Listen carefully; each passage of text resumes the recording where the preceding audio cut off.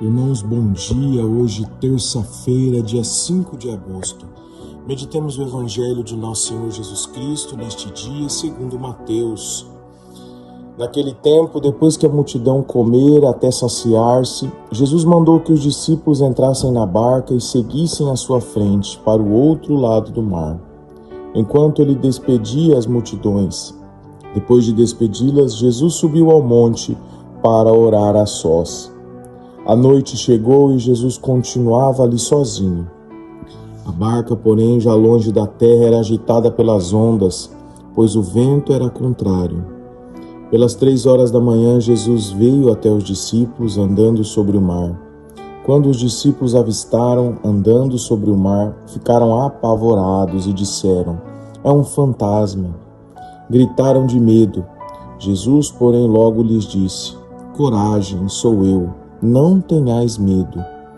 Então Pedro lhe disse: "Senhor, se és tu, manda-me ir ao teu encontro caminhando sobre as águas." E Jesus respondeu: "Vem."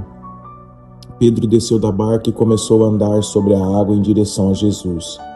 Mas quando sentiu o vento, ficou com medo e, começando a afundar, gritou: "Senhor, salva-me."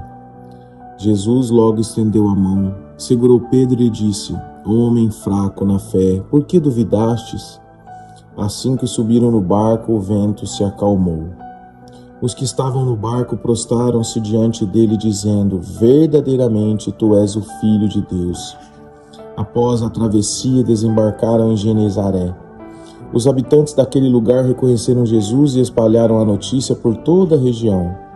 Então levaram a ele todos os doentes e pediam que pudessem ao menos tocar a barra de sua veste.